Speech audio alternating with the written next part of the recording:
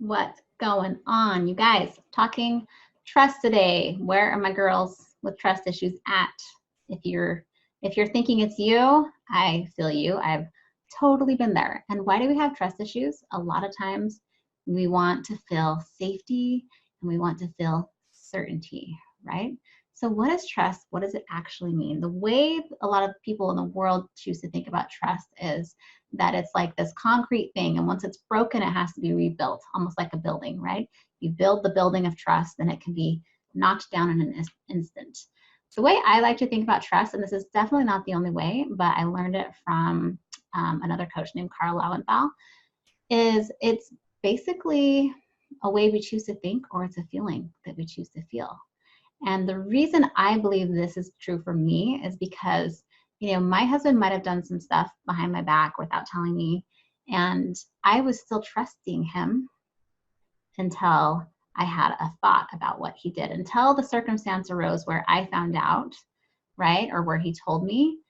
I was trusting him completely, and then my trust changed once he told me. So it wasn't like this building had gotten knocked down. It was more about me choosing how I thought and felt. Now, when all of this happened, this isn't how I was thinking, okay? I felt like trust had been broken, and I felt like he needed to restore this trust with his actions so that I could feel safe. Okay?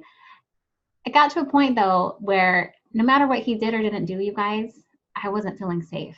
Okay? So even if he was following through on everything he said he was going to follow through on, I was still like freaking out in my head. Okay? And can I blame him for all my freakouts in my head? Probably in the moment, I probably wanted to. Okay? I probably wanted to make him think that it was because of him.